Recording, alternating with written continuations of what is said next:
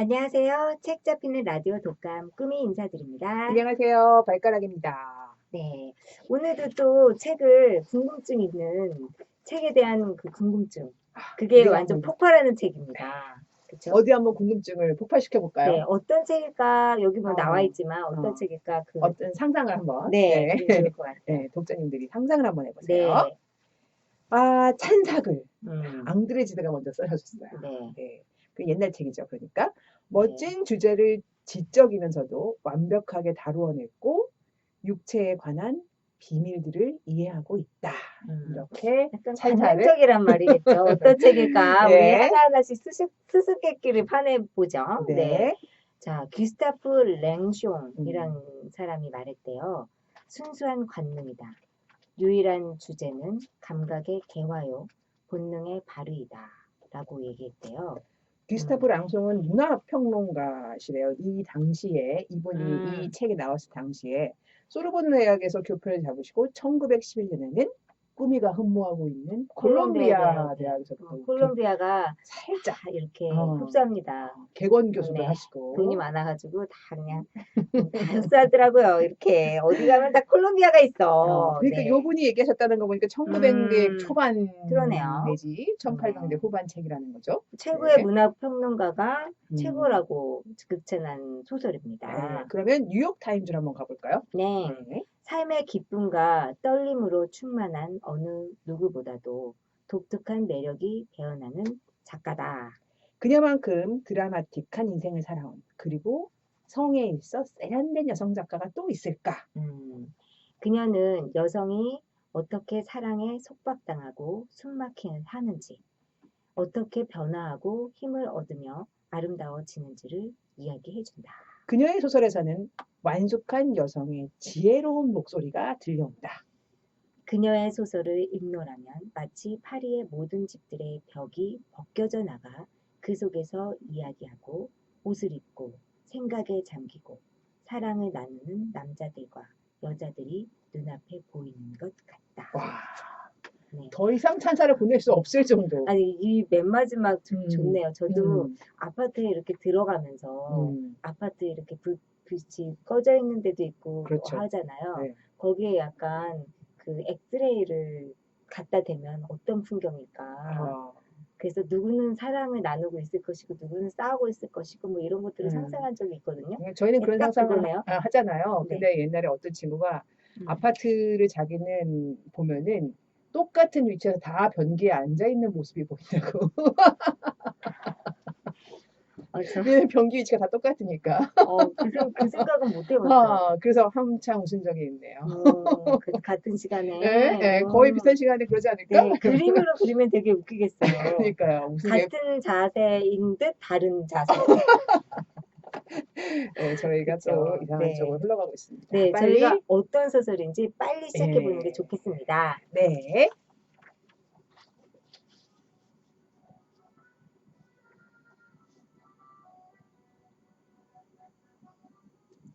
한 권의 책, 다양한 울림. 오늘의 독감은 여명, 시도니 가브리엘 꼴레트라는 여성 프랑스 작가님이 쓰신 책입니다. 와, 그래서 제가 원제를 음, 읽어보도록 네. 하겠습니다. La naissance du jour. 래요. 그러니까 이 나이상스가 음, 탄생이래요. 탄생. 음, 그러니까 그 하루의 탄생, 즉 이제 여명의 예, 예, 시간인데 예, 저는 개인적으로 또 딴지를 걸자면 음, 이 여명이란 단어 자체가 음. 약간 오염됐어요, 우리나라에서. 그 여명. 여명을 떠올리진 않아. 아, 사람들이 여명 하면, 하면은 그쵸. 떠오르는 게 예, 저처럼 그, 숙취가 많은 사람들은 그 캔 속에 예, 있는 담긴 그거를 떠올리거든요. 그 여명의 아름다움보다. 음, 그래서 그냥 좀 다르게 그냥 하루의 탄생 이거 아니면 뭐 좋을 것 하루의 같아. 시작, 하루의 어, 탄생. 아니면은 뭐 해 뜨는 저녁, 아니 해 뜨는 새벽, 뭐 이러든가 음, 뭔가 더 음. 문학적으로 했는데 여명하면 딱 그 제품이 생각나요, 저는. 발가락 뭐 생각나요? 저는 여명의 눈동자. 그거요. 지금 오염된 단어로 너무 음, 진부하지 않은 정말 크리에이티브한 책이 나와가지고 음, 그리고 책 검색할 때도 뭔가 딴 게 많아. 그래서 도서관에서 아, 빌리는데 그거 검색하는데 시간 오래 걸렸어요. 아, 그래요? 네. 저는 이 작가를 검색했더니 아, 금방 나왔어요. 네, 네, 죄송합니다. 작가를 검색하세요. 흔한 책 이름이면 작가를 검색하면 네네네. 되겠군요. 네. 시도니 가브리엘 네. 콜레트. 그래서 이 시도니 가브리엘 음. 콜레트라는 작가를 알게 해주신 분이 우리 담당 PD님이세요. 어우, 차승혜 PD님. 우리 PD님 이 책을 소개해 굉장히 주셨는데 저에게. 아카데믹해요. 그럼요. 아카데믹해요. 음. 네. 우선 제가 이번에 되게 화제가 됐던 콜렉트라는 영화를 봤는데 음. 그 영화가 너무 인상적이었거든요. 어떤 면에서? 어떤 면에서? 배경 자체도 되게 프랑스 좀 옛날 프랑스 느낌으로 되게 뭔가 1800년대. 네. 그리고 그냥 왠지 모르게 되게 드라마틱하고 영화 내용이 그러면서 뭔가 끝나고 박수 치고 싶은 영화는 처음인 거예요. 진짜 그 와. 정도로 그냥 저도 모르게 박수 칠 뻔한 영화. 되게 좋았어요. 완성도가 높았구나. 네, 진짜 그렇게 제가 느낀 몰입도랑. 영화가 처음이어가지고 이야, 대단하네요. 근데 오. 기립박수 치고 싶었다는. 네, 근데 어. 진짜 아니, 영화구나. 그 칸 영화제에서 네. 기생충 보고 8분 동안 기립박수 쳤다면서요. 프랑스 사람들이. 이 영화에서는 얼마나 더 큰 박수를 쳤을 수도 있고 아닐 수도 있지만 기립박수가 나올 만한 영화였군요. 야. 그래서 매력적이었어요. 네. 그 여자 배우. 네, 네. 키라 라이틀리 맞죠? 맞아요. 네, 연기 잘했어요. 네, 완전 멋있어요. 아니, 그 사람 좀 못할 봐야 수가 없어. 다 잘했대, 영화마다. 아, 그래요? 키라 나이틀리 주인공 나온 아. 영화, 그, 이상의 배우 별로야, 여주인공 바꿔줘, 뭐 이런 댓글 아무것도 없어요. 연기 잘해요. 그렇죠. 그러니까, 공효진 같아요. 우리나라 말로 하면. 공효진. 진짜 연기 다 좀, 다르잖아요. 왜냐하면, 외모로서 승부를 본 사람이 아니라는 게, 외모도 예뻐요. 주류거든요, 어쨌든. 왜, 여주인공 딱 나타났을 때, 어머! 막 이런 게 아니라, 연기에 몰입할 수 있는 배우다. 그런 외모예요. 그렇죠. 그런 도화지 같은 예쁜 외모. 그렇지. 자, 그럼 어떤 책인지 너무 궁금해하실 것 그러니까요. 같습니다. 네. 제가 간드약하게 소개해 드리겠습니다. 네. 1928년 발표작입니다. 1900년 초반이네요. 네. 우리나라에서 소개가 되지 않아서 유명하진 않지만 20세기 초반에 프랑스를 대표하는 여성 작가이자 명문장가인 시도니 가브리엘 콜레트의 작품 여명. 인생이 황혼기에 뒤늦게 찾아온 젊은 남자와의 새로운 사랑 앞에서 갈등하는 한 여인의 이야기를 그리고 있습니다. 네. 소설의 형식으로 이루어져 있지만 어머니에 대한 추억, 지배 묘사, 뒤늦은 사랑의 노래, 그리고 등장인물들의 실제 성격 등 작가의 자전적인 요소가 많이 들어있는 뜻깊은 작품입니다. 네, 그렇죠. 심혈을 기울여서 썼어요, 진짜. 이분이. 자기 인생을 탈탈 털었어요. 한 땀 한 땀 완전 무슨 그 술을 놓았다는 느낌이 들 정도로 책이 얇아요. 한 150페이지? 170. 네, 그 정도지만 굉장히 밀도 있습니다. 그래서 읽는데 엄청 오래 걸렸어요. 저 개인적으로. 저도요. 읽는데 또 읽고 있더라고요, 제가. 저는 읽다가 다른 책 잠깐 읽었어요. 그래서 왜냐면 이게 약간 머리뼈가 떨어져가지고. 프랑스 소설의 묘미인가 그런 느낌. 등산을 갔는데 계속 길을 잃어. 근데 그 산이 점점 좋아져. 뭐 이런 느낌이죠. 꿈이 책 많이 읽은 듯이 아는데? 아니 산에 가서 엄청 길 잃잖아요. 근데 그 산을 다시 온 길인데 다시 보게 되는 느낌. 근데 그 여성 작가가 어떤 분이냐? 프랑스 yon 지방의 생소베르에서 태어났는데 정말 생소합니다. 시골인 것 같아요. 1873년에 태어나셨어요. 네, 1873년. 100년 전 분이시죠. 그렇죠? 20살이 되던 1893년에 파리의 유명한 작가이자 저널리스트인 앙리 고티에 빌라르랑 결혼했는데 이게 이제 발단이었어요. 친구의 아버지의 아들이었대요. 그러니까 아버지 친구의 아들. 그러니까 원래 아는 사이였던 거죠. 그의 권유로 글을 쓰기 시작한 콜레트는 클로딘 시리즈, 그러니까 학교에서 클로딘이라는 첫 작품을 시작해서 자기의 학창 시절을 그린 작품을 쓴 거예요.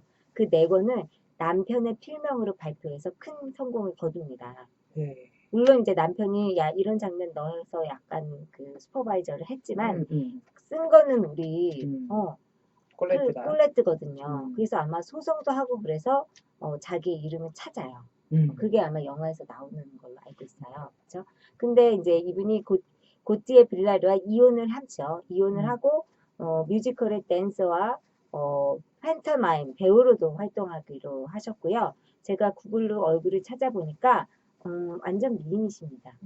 여기 음. 책에 나와 있어요. 네, 앞에 날개 그렇죠. 날개 네. 나와 있는데 네, 굉장한 미인이세요. 코가 어, 예술이에요. 네. 1912년 마탱즈의 편집장인 앙리 드 주브넬과 재혼한 뒤에는 또 왕성한 창작 활동을 했어요. 그러니까 약간 권위 있는 남자한테 끌리는 여성임에는 분명하고요. 근데 그렇게 결혼을 하고 나서 계속 끊임없는 바람, 젊은 남녀, 남자, 여자, 또 여자. 그러니까 페미니즘에 레즈비언까지 있는 거죠. 동성애자, 뭐 이런 양성애자? 양성애자인 거죠. 그래서 아까 극찬을 했을 때 어때 성의 세계에 대한 지적인 탐구 뭐 이렇게 얘기했듯이. 그러니까. 그래서 제가 연애사를 중심으로 정리해봤어요. 아니 여자가 이분의 어떤 여자가? 그러니까 제가 이 앞에 꼴레트에 대한 것도 저도 이제 찾아보면서 네. 꾸미한테 살짝 고마움을 느꼈어요. 왜요? 이렇게 같이 책 읽기를 하면서 작가에 대해서 파헤치는 걸 꾸미가 제가 어쨌든 파헤쳤나요? 저한테 영향을 미쳤어요. 제가 연보 열심히 보는 거? 책 안 읽고? 아니 책도 읽고 열심히 보는 거 영향을 미쳐가지고 제가 이렇게 오래 같이 하다 보니까 그게 그걸 됐어? 하고 있더라고요. 구글링 하고 있구나. 그래가지고 이제 이 책을 읽기 전에 네. 이 꼴레트라는 작가에 대해서 좀 보다가 보니까 네. 이렇게 드라마틱한 인생에 또 푹 빠져가지고 그 오드리 헵번을 처음 기용한 사람은 또 유명하더라고요. 그렇더라고요. 사람 보는 눈이 있는 거야, 여자든 남자든. 그리고 사랑할 만한 사람을 찾아서 사랑을 하고 사랑꾼입니다. 이 양성애자들이 그러니까 모든 성을 다 좋아하는 거잖아요. 그러니까 애정이 인간에 대한 애정이 막 폭발하는 사람들인가 봐. 그렇죠. 그렇습니다. 저처럼 남자를 많이 좋아하면 애정이 이렇게 폐nhập되나? 그런 게 아니, 있을 것 그건 같아요. 아니에요. 아니에요? 저는 사랑은 하면 할수록 느는구나.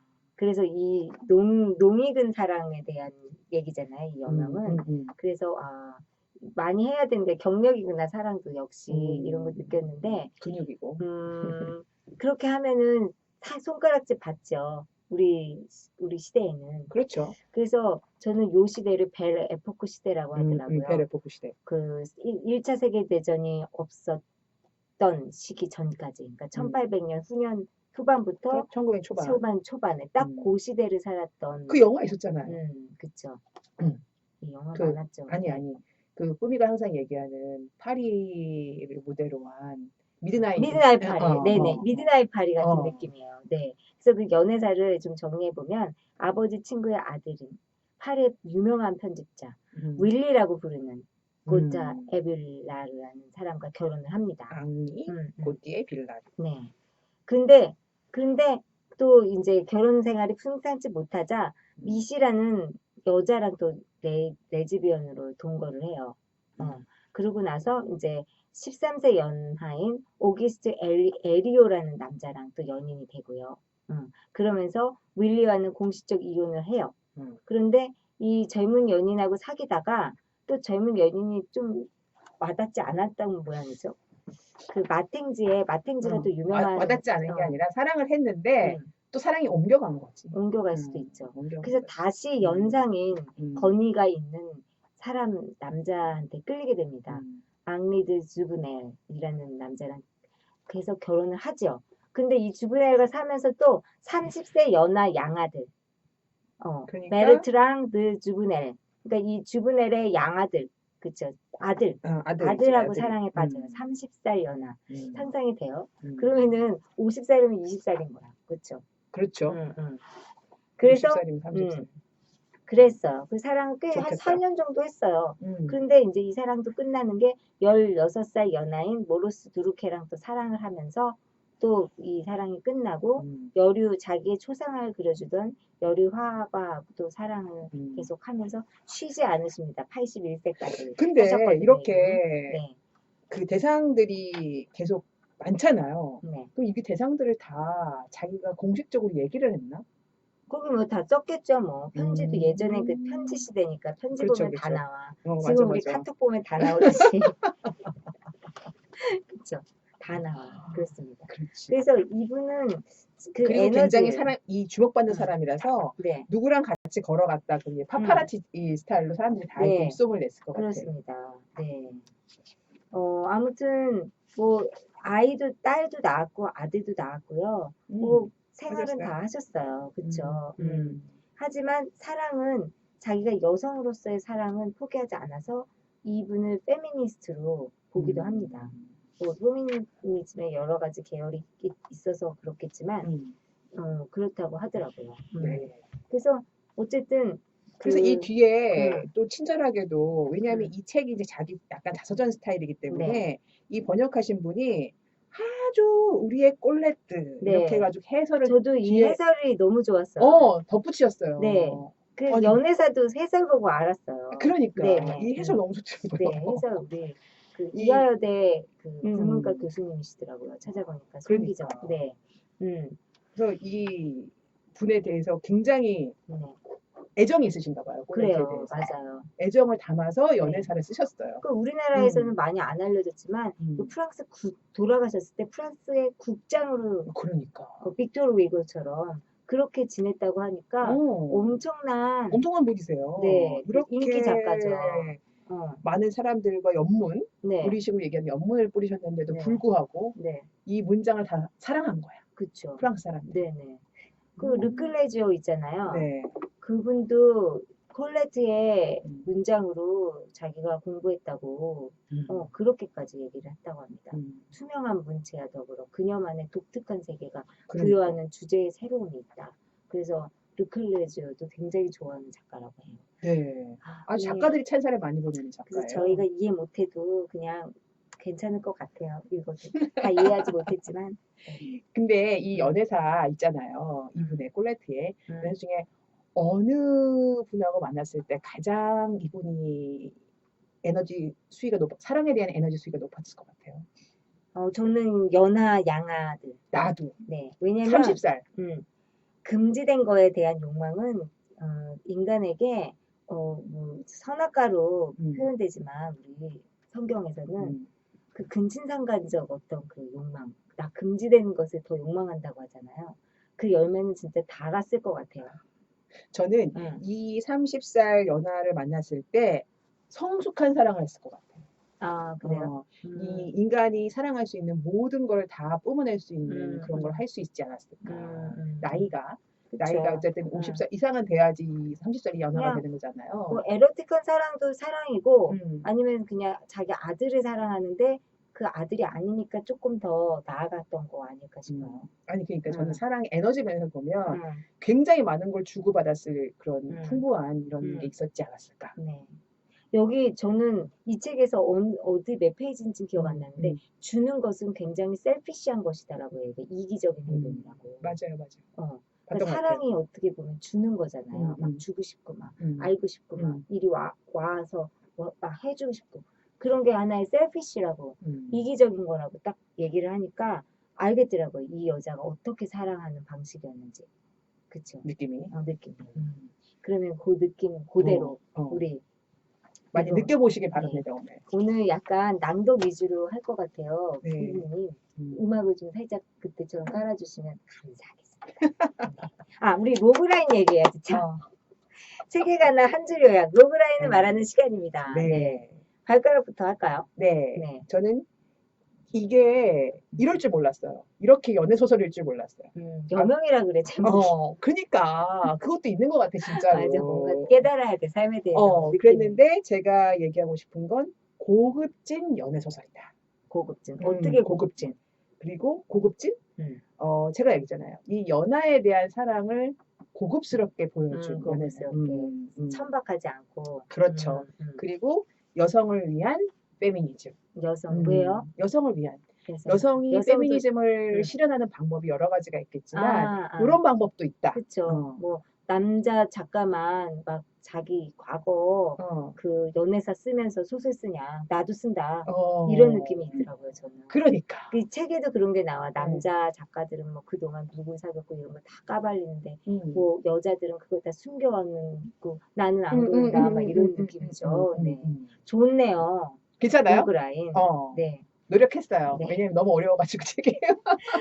저는 벨 에포크 시대 프랑스 중년 여인의 촉각적 사랑 체험다. 촉각적. 좋네요. 저는 정말 산업혁명 이후에 아직 그 완전히 고도의 이 음. 산업화와 그 다음에 자본주의화가 안 된 시기잖아요. 그렇죠. 1900년대 초반과 그 1800년대 후반이 음. 그때는 그렇게 이렇게 목가적이고 뭔가 이런 정서가 음. 아직 남아 있는 거예요. 음. 그래서 고양이 얘기, 그렇지. 포도나무 얘기, 음. 뭔가 자연이 하는데 모든 오감이 다 살아나는 거예요. 마치 어. 무슨 3D 영화 무슨 그런 영화 보는 것 같았어요. 어. 그쵸? 저도 약간 그랬어요. 홀로그램이 막 나타나고 이런. 어. 우리는 이제 그거를 기계화로 발현하는데 음. 막 이런 거 VR 쓰고 음. 이 분들은 그냥 그 산책을 하나 나가도 나랑 느끼는 게 너무 다르고 주변 환경이 너무 다르잖아요. 우리는 아파트 101동에서 103동까지 걸었어 막 이러는데 이분은 뭐 무슨 맨드라미가 무슨 각도로 피어났는데 뭐 어쩌고 저쩌고 막 이러잖아요. 그러니까. 완전 너무 다른 거예요. 불과 100년 전 사람인데. 그래서 이 그래서 촉각적 사람 체험담. 이게 저는 촉각 방점입니다. 좋아요. 방점. 촉각을 살려줬어요. 아니, 그러니까 저희가 이제 이 책을 좀 읽으면 어떤 건지 아실 것 같아요. 간지 봐야 돼요. 그런 느낌. 그쵸, 무드가 있습니다. 네, 그런 걸 느껴볼 수 네. 있어요. 진짜로 이 시대 사람들이 얼마나 예술이 막 이렇게 폭발한다.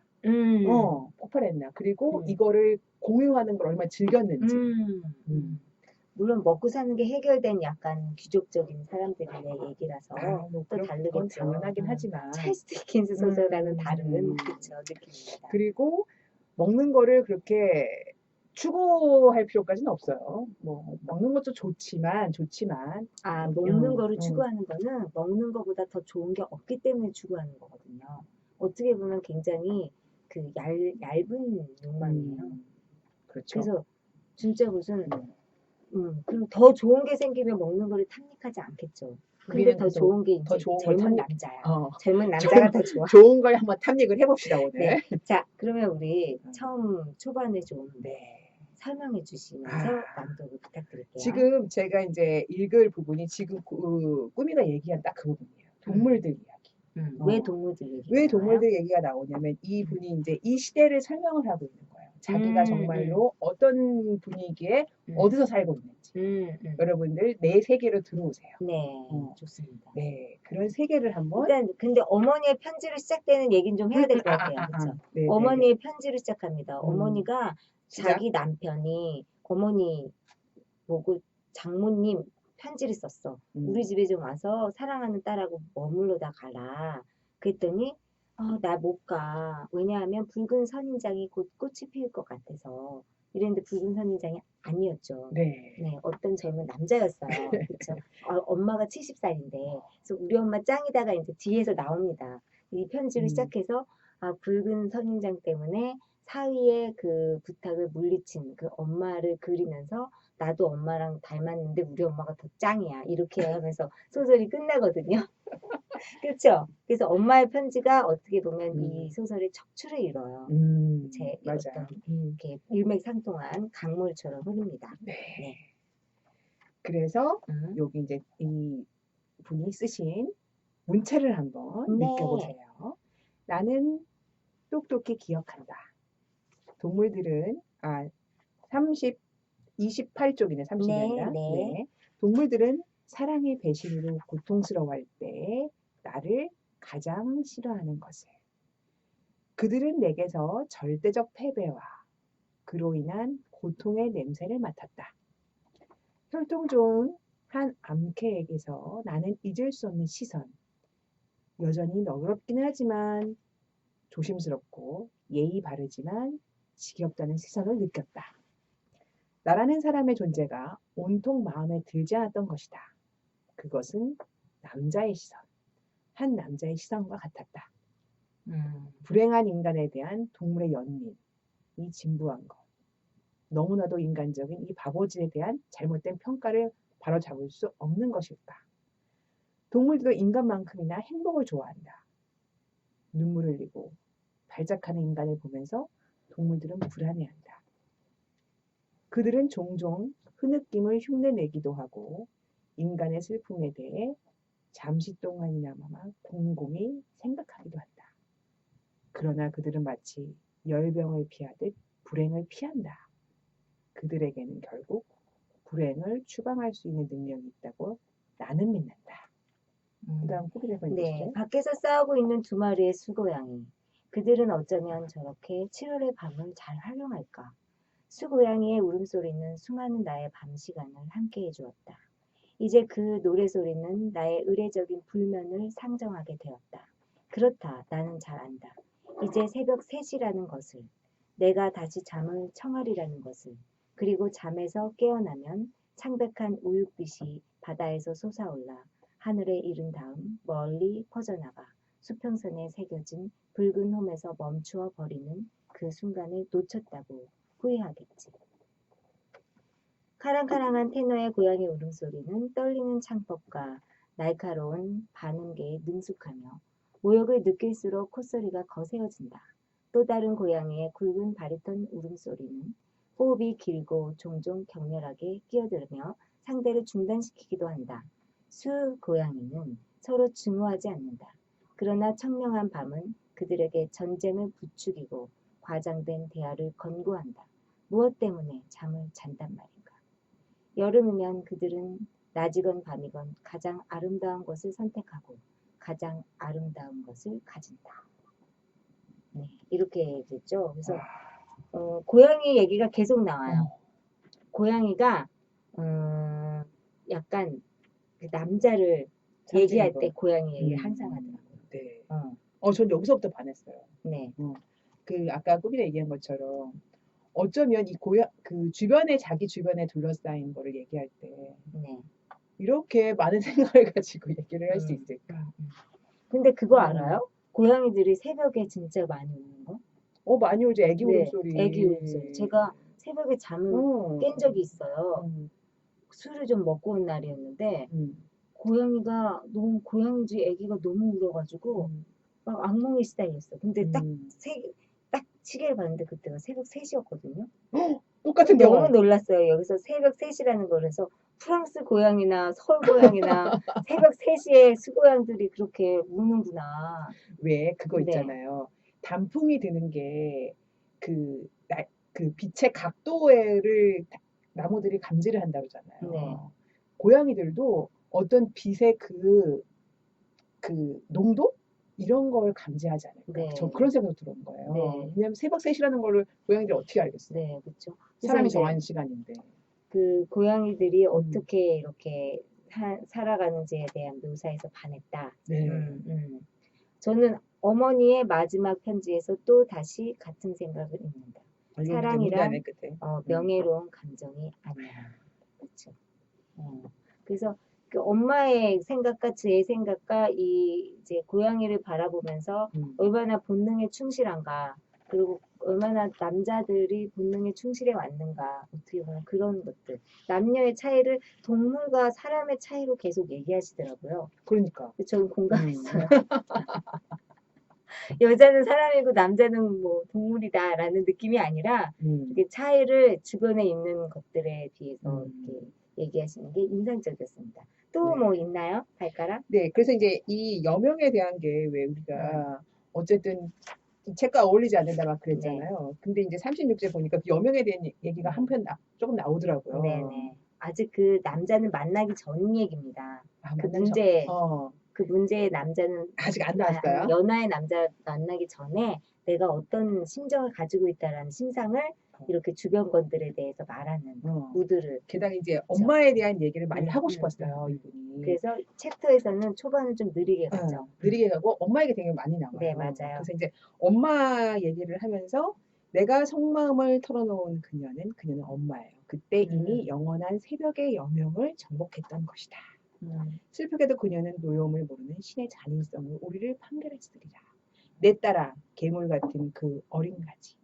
너의 보살핌에 의해서만 자라고자 하는 그 젖목을 집어 던져라.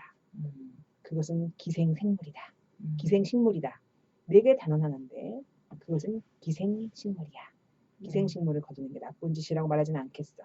나쁜 짓과 선행은 똑같이 빛나고 풍요로울 수 있으니까. 나랑 체크한 부분이 좀 다르네요. 저는 여기서부터 체크했거든요. 어머니에게도 나에게도 남편이 둘 있었다. 뭐 내용이 좀 나와서. 그러나 나의 두 전 남편들은 잘 살고 있는데 반해. 이런 말 하는 것에 대해 한 불편하지 않다. 나는. 음. 그녀는 2번 다 과부가 되었다. 애정과 의무감 그리고 자존심으로 인해 남편에게 충실했던 그녀는 나의 첫 이혼을 매우 슬퍼했고 내가 재혼했을 땐 더욱 슬퍼했다. 그녀는 이상한 논리로 그 이유를 설명했다. 내가 비난하는 것은 이혼이 아니야. 결혼이지. 무슨 짓을 하든 결혼보단 나을 거다. 나는 웃었다. 그리고 엄마 자신이 2번이나 좋은 예를 보여주지 않았느냐고 응수했다. 그렇게 될 수밖에 없었어. 그녀는 답했다. 적어도 너의 아버지와 나는 같은 마을 출신이었지. 하지만 너는 도대체 그렇게 많은 남편들을 가지고 뭘 어떻게 하려는 거니? 습관이란 무서운 거야. 그러다 남편 없이는 못 견디게 되지. 하지만 엄마 나라면 어쩌겠어요? 바보 같은 짓이야. 바보 같은 짓이고 말고 내가 너의 아버지랑 결혼했다는 것만 보아도 이렇게 그래서 이제 얘기했죠. 어머니 얘기를 이렇게 네. 풀어나가고 있습니다. 그래서 엄마가 음. 그 나이 13세 어린 연하 좋아했어요. 근데 왜 재혼할 때 그 남자랑 결혼했냐고 타박했죠. 아무튼 바보 같은 놈과 함께라면 좋은 작품을 얼마나 많이 쓸 수 있겠니? 젊은 남자랑 결혼했었어야지. 하지만 지금 그 남자에게는 네가 가진 가장 소중한 것을 모두 다 주지 않고는 못 베길 게다. 그치? 그는 너를 불행하게 만들 거야. 이런 얘기도 서슴없이 하시던 엄마예요. 네. 프랑스 엄마는 우리 동양 엄마랑 좀 다르죠. 이분도 경험이 있으니까. 그쵸? 프랑스 느낌으로 한번 가보게 노래 한번 들어야 되겠네요. 네네. 어떤 노래 신청하셨죠? 네. 발가락? 네. 아니 프랑스 책을 읽는데 네. 프랑스 언어를 좀 들어야 될 것 같은 거예요. 네네. 딱 생각난 게 에디트 피아프가 생각나더라고요. 네. 왜냐면 삶이 그분도 그렇죠. 엄청나게 굴곡 있으셨잖아요. 네네. 네, 그분의 노래 라비잉 로즈를 듣겠습니다.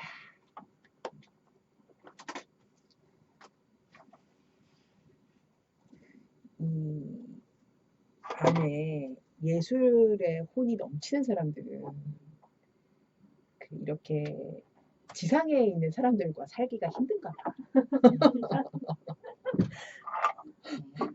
네. 들어가죠. 지상에? 네. 지상에 있는 고양이랑 잘 살고 있어요. 바로 갈까요? 동물들은 알 수도 있어요. 네. 네. 그 다음에 여기요. 넘어갈까요? 네. 네. 역시 이렇게 프랑스 말을 들으니까 어. 한껏 이렇게 흥겹네요. 어. 흥취가 느껴져요. 프랑스에 좀 간 것 같죠? 네네. 어. 그렇습니다. 그러면 우리 좀 훅 넘어가서 넘어가서 챕터 비알이 나오는 데부터 볼까요? 비알이 나오는 데부터 볼까요? 네. 비알이 처음에 나오는 장면을 제가 체크를 좀 해놨는데요. 49페이지에 네. 챕터 5를 바로 네. 나오자마자 그냥 비알이 네. 등장했습니다. 네. 우리 집에서 300m 떨어진 장밋빛 페인트를 칠한 주사위처럼 네모난 집에 가는 비알은 너무 예뻐요. 그날 아침 별로 기분이 좋지 않아 보였다. 아마도 석쇠가 달려있는 숯불 다리미 화로가 테라스의 한쪽 구석을 다 차지하고 있었기 때문인 듯했다. 나의 이웃집 청년은 결혼식 날의 사냥개처럼 시큰둥해 보였다. 뭐 이런 느낌이에요. 그래서 비알이 그냥 이웃에 사는 한 청년이었어요. 네. 그렇죠? 근데 훌륭한 청년이에요. 네. 네. 어떤 네, 청년이죠? 비주얼이 훌륭한 비주얼이 청년이에요. 그렇죠. 비주얼이 훌륭해요. 네. 젊으니까 훌륭하겠죠. 어떤 느낌인지 좀 읽겠습니다. 그는 몸을 숙이고 기름을 따랐다. 드러난 그의 가슴은 태양과 소금기로 빛나고 피부는 햇빛을 반사하고 있었다. 피부가 햇빛을 반사하는 게 어떤 느낌인지 알고 싶다. 마치 폐지의 염색업자들이 만든 색깔처럼 그의 움직임에 따라 허리 부분은 초록색으로 보였고 어깨는 푸른색이었다. 아우 좋아요. 내가 문장이 좋다는 얘기예요. 내가 기름을 따르는데 내가 그만하고 명령하자. 왜냐면 허리 부분 초록색이고 네. 어깨는 푸른색인데 얼마나 이게 그는 금빛이 도는 식용유 붓기를 멈추고 몸을 일으켜 세웠다. 나는 잠시 그의 가슴팍에 손을 얹었다. 마치 말을 달래기도 하듯이. 제가 그랬죠. 남자를 자꾸 동물을 비유한다고요. 그는 나의 손을 바라보았다. 내 나이를 말해주는 손. 솔직히 내 손은 내 나이보다도 몇 년은 더 늙어 보인다. 하지만 나는 그 손을 지우지 않았다. 검게 그을린 조그만 손이다. 이제 손등의 피부는 쭈글쭈글해졌다. 손톱은 짧게 깎고 엄지손가락은 마치 정갈 꼬리 모양 위로 젖혀져 있다. 그리고 상처들과 핥힌 자국들도 있다. 그러나 나는 내 손이 부끄럽지 않다. 아니, 그 반대이다. 예쁜 두 손톱은 어머니의 선물이요. 별로 잘생기지 않은 세 개의 손톱은 아버지에 대한 추억이기 때문입니다. 이렇습니다. 균형 잡힌 잘생긴 비알의 얼굴은 아주 작은 감정적 동요만 있어도 흔들린다. 젊은 애들이 그러잖아요. 그런 맞아요. 느낌이죠. 네. 그는 쾌활한 성격은 아니지만 그가 슬퍼하는 모습을 본 사람도 없다. 나는 그가 잘생겼다고 말한다. 이곳에 한 달만 있으면 모든 남자들은 다 멋있고 잘생겨지니까. 태양의 열기 때문에, 바다 때문에, 그리고 벗은 몸 때문에. 네, 그래서 이제 서로 이제 사랑이 시작되고 있어요. 네. 그렇죠? 유럽에 가서 음. 이렇게 여름 때 어디를 이렇게 공원 같은 데만 가도 네. 그 윗도리를 벗고 계신 남자분들이 굉장히 많아요. 아, 맞아. 햇빛. 햇빛을 이제 그쵸. 쬐기 위해서. 네. 그래서 처음에는 되게 어색했는데 네. 나중에 보니까 뭐 저도 익숙해지면서 이것도 벗는 것도 네. 똑같이 벗는데 약간 뭔가 그 근육이 있어야지. 중국에도 그렇게 벗은 아저씨들이 많아요. 하얀 러닝복 아니면 다르잖아요. 느낌이. 네, 느낌이 뭔지 다르잖아요. 뭔지 아시죠? 알죠. 네. 같이 벗어도 다른 네. 거야. 그렇죠. 네. 보는 사람들이 또 다 네. 생각하고 벗겠죠. 그렇죠. 네. 그렇습니다. 그래서 나는 공원에서 벗어날 수 있는 몸이야. 네. 나는 집에서 벗을 수 있는 몸이야. 이렇게. 그렇습니다. 그래서 저는 이제 자기의 나이를 감지했잖아요. 그래서 이 이제 작가가 콜레트가 그 죽음에 대해서 어떻게 생각하는지에 대한 태도가 나와요. 그 부분도 네. 이제 우리가 노인이 돼서 나이가 들면서 자꾸 죽음에 대해서 가까워져 왔다고 하면 뭐 시작을 못 하잖아요. 그렇죠. 그리고 두려움이 막 많이 이제 들잖아요. 물론 음. 죽음을 생각 안 하면 안 되지만, 근데 이분은 이렇게 생각하고 계시더라고요. 어느 날 늙은이의 시체가 발견되었다. 맹금류가 미쳐 내장을 파먹기도 전에 장렬하는 한낮의 햇빛으로 검게 타버린 그 시체는 죽은 두꺼비처럼 바짝 말라 있었다. 시체가 부패하지 않은 경우 죽음은 우리 인간들의 눈에 품이 있어 보인다.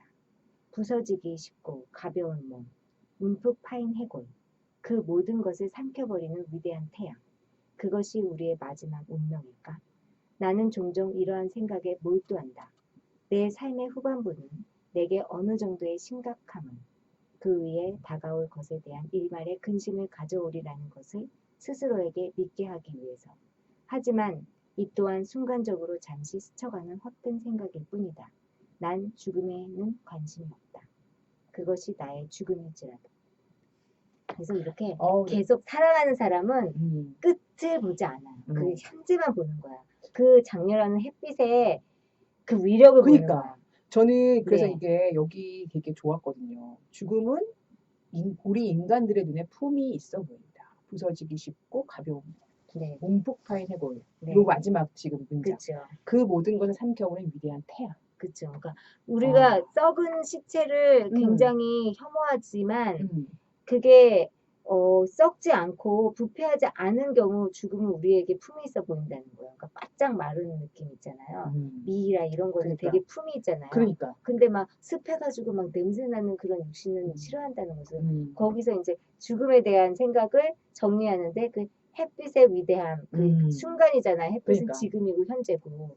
근데 자기 죽음조차도 관심이 없대요. 햇빛에 관심이 있는 여자예요, 이분은.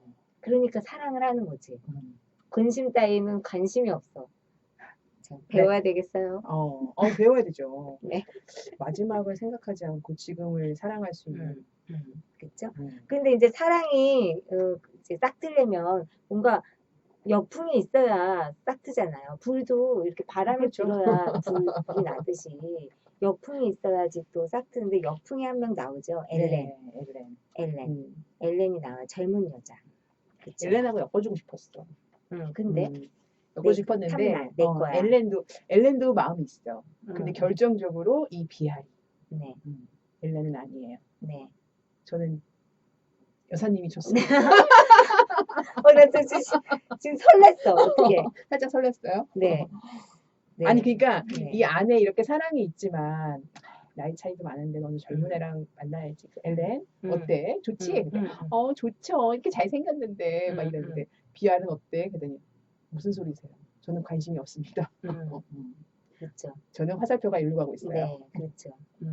그래서 이제 엘렌의 또 젊은 여자를 보는데 질투심이 안 날 수가 없잖아요. 그 당연하죠. 그렇죠. 우리가 뭐 은교에서도 봤지만 그 음. 젊음이 너가 얻은 어떤 성과가 아니듯 나이 든 것도 내가 얻은 죄가 아니다. 뭐 이렇게 얘기하잖아요. 젊음은 상이고 나이 든 건 죄다. 이런 어떤 논리를 반박하는 그 책이었는데 여기서도 뭐 내가 늙었지만 나의 손을 부끄러워하지 않는 것처럼 뚫리지 않아요. 이 엘렌과. 그렇지. 그렇죠. 제가 진화 심리학 같은 좀 들었는데 거기에 인간이 본능 속에 다 있더라고요.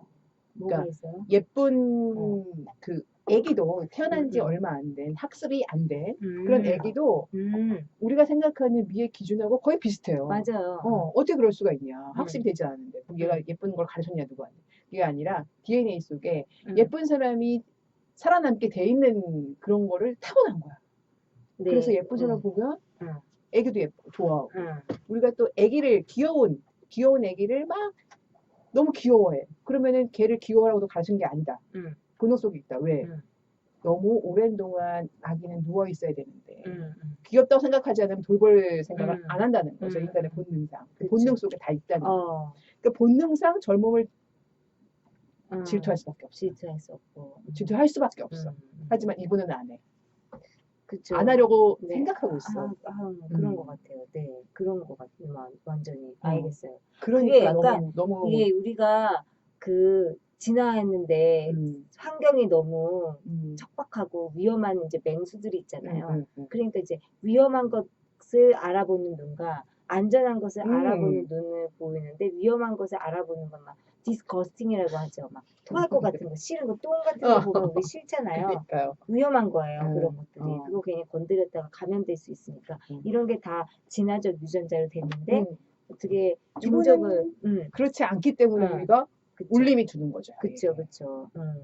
그렇습니다. 근데 이분은 그 페미니스트라고 하는 게 고정관념을 이렇게 깨는 사람들을 페미니스트라고 하잖아요. 여성에 대한 고정관념을 그렇죠. 깨고. 근데 이분도 역시 그런 것들에 대한 도전을 했고, 특히 여성 작가인 경우에 막 좀 그런 것들, 숨기는 것들, 그리고 성에 대해서 말하지 않는 것들, 이런 것들을 이제 다 거침없이 아름답게 말함으로써 그렇게 큰 칭찬을 받는 작가가 되는 그렇죠.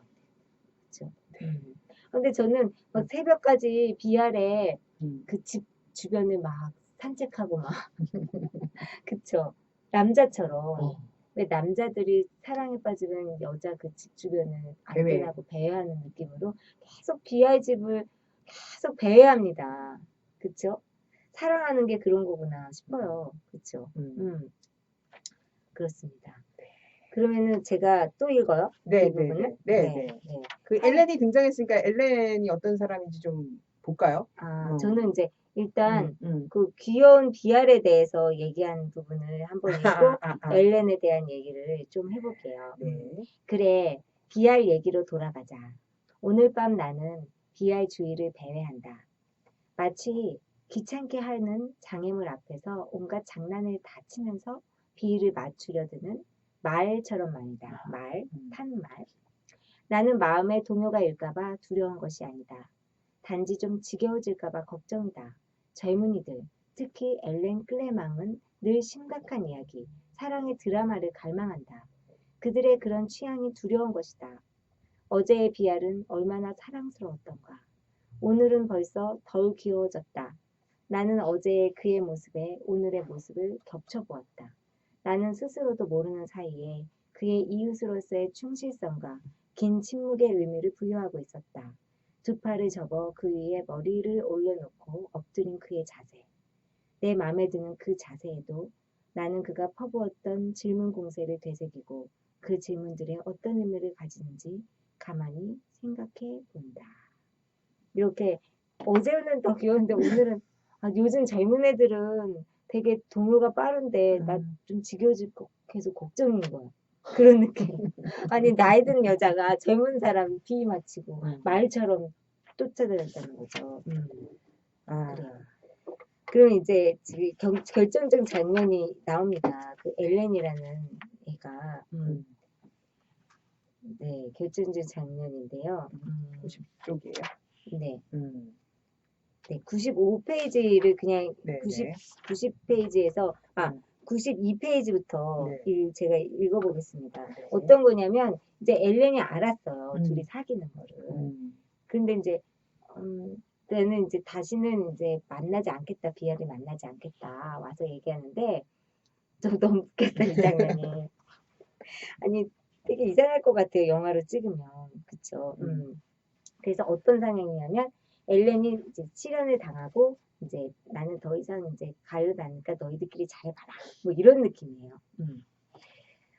오늘 나를 방문한 자신을 나무라면서 절대로 다시 돌아오지 않겠다고 약속하기도 했다. 그러면서 왜냐하면 그녀는 네다섯 마디로 얘기해서는 안 돼.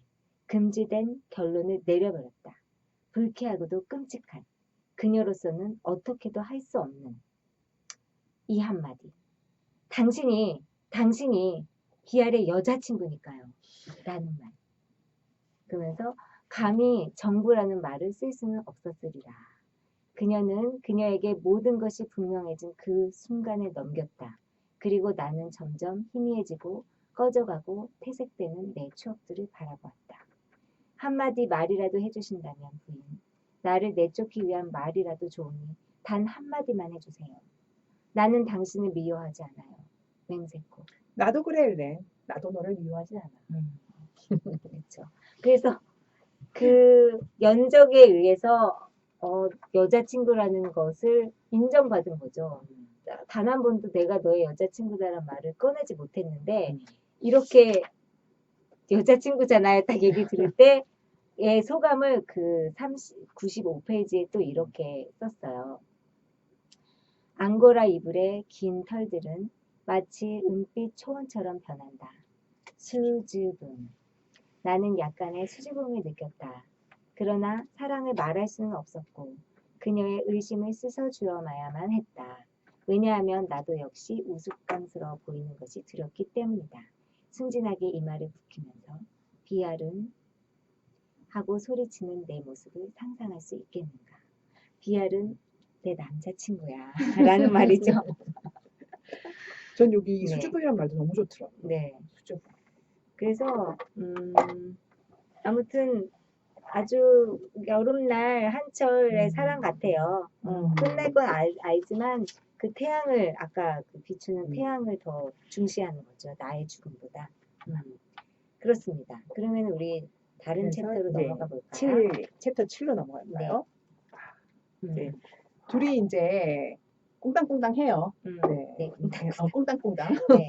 제가 야한 건 좀 안 읽습니다. 네. 방송이라서. 네. 꽁당꽁당 네, 해요. 네, 네. 꽁당꽁당 하는데 그 이제 비알이 콜레트에게 그래도 젊은 애가 이렇게 나이 차이 많은 사람한테 이렇게 얘기한다는 것도 너무 재밌는 거예요. 제가 좀 읽어볼게요. 비알은 여전히 고통스럽기 그지없는 표정을 지으면서 나를 계속 뚫어지게 바라보았다. 그리고는 한참이 지난 후에야 이렇게 대답했다. 그래요. 3시간째 당신은 그 바보 같은, 그러니까 아무짝에도 쓸모없는 일에 매달려 있어요. 거의 매일 그랬지요. 당신은 3시간 전부터 햇볕에 그을려 버렸고 당신 손은 날품 발인 남자손 같아요. 치마도 입지 않았고 옷은 색이 바래져 버렸어요. 오늘 아침부터는 얼굴에 분도 바르지 않았죠. 도대체 왜 그러는 거예요? 그래요. 알아요. 당신이 그런 일을 좋아한다는 것을. 마치 전투에 나가는 전사처럼 열광하고 있다는 것을. 하지만 같은 종류라 할지라도 다른 즐거움도 있잖아요. 글쎄 뭐랄까. 꽃을 꺾는다거나 바닷가를 산책한다거나 당신의 커다란 흰모자를 쓰고 목에 푸른 어플러를 두르고 당신 눈이 참 아름답거든요. 당신을 좋아하는 우리 생각도 좀 해주셔야죠. 우리도 저 하찮은 나무들만큼의 가치는 있잖아요. 징징거리는 거죠. 연하답네요. 그러니까. 그렇죠? 아름답다고 아름답다고 그렇게 얘기를 해요. 그러니까. 너무 귀엽잖아요. 왜냐면 나 좀 봐줘요. 그리고 예쁘게 하면 좋잖아. 그쵸. 왜 그래 도대체. 그냥 약간 그 귀여워요. 비알이. 그러니까. 비알이 귀여워요. 귀여워요. 그리고 귀엽게 표현하고 싶으셨겠죠, 이분이. 이 작가분이. 네. 그리고 그냥 사랑이 여러 가지 종류가 있는데 우리가 그냥 드라마나 이런 대중 매체에서 이게 사랑이다라고 이렇게 개념화한 그렇게 보여준 것만 하지 않나. 다양한 모습이 있는데. 맞아. 그쵸? 다양한 모습. 그다음에 음. 이제 이 콜레트가 또 얘기하는 포도밭 얘기도 재밌어요. 비알, 포도밭의 포도들을 보았어? 포도알이 제법 굵어지고 파랗게 익는 데다가 네. 송이마다 어찌나 다닥다닥 붙었는지 말볼도 파악지 못하겠는걸. 9월 15일 전에는 포도 수확을 해야 할 것 같지 않아? 소나기가 모르산을 넘어오지 못한 채 이 계절 끝나버릴지 어떨지 우리 내기할래?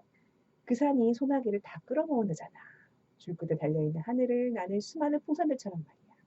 파리에는 비가 와 비아리치에도 도빌에도 비가 내리는지 부르타뉴는 축축하고 도피네는 버섯으로 덮여 있어. 프로방스. 이 수학에 대한 것도 약간 이 사랑에 대한 비유라고 이제 이 번역가 분이 얘기하시기도 하잖아요. 그래서 이 포도에 대한 얘기도 되게 이제 그런 상징성이 있다고. 맞아요. 시간이 너무 많이 가가지고 어쨌든 비엘하고 헤어졌습니다. 그렇죠, 네. 그냥 바로 훅 챕터가 가가지고 벌써 회상을 해요. 그래서 엄마 그 얘기를 하는데 저는 이제 이 마지막 장면을 얘기 안 할 수가 없기 때문에 마지막 그 뭐지 그 문장, 그렇죠. 마지막 문장이 너무 좋아가지고 그거를 좀 읽어봐야 될 것 같아요. 그렇죠. 어디서부터 읽을지 그냥 마지막부터 읽으면 되지 않을까요? 저도 마지막 표시는 해놨는데. 그래서 이제 헤어지고 엄마도 그런 젊은 남자를 사랑해가지고 그랬고 근데 엄마도 정말 대단했다 이런 얘기가 계속 당신에게 배웠습니다 막 해서 계속 이제 엄마 얘기를 하면서 이제 대미를 장식하는 문장을 읽어보겠습니다. 창백한 푸른빛이 내 방으로 들어오고 아주 연한 붉은빛이 그 푸른빛을 어지럽힌다. 새벽이다. 새벽빛은 밤으로부터 빠져나와 긴장한 듯 찬란하게 흐른다. 내일 아침 이 시간에 나는 첫 번째 포도 수확을 위해 포도 송이를 따고 있을 것이다.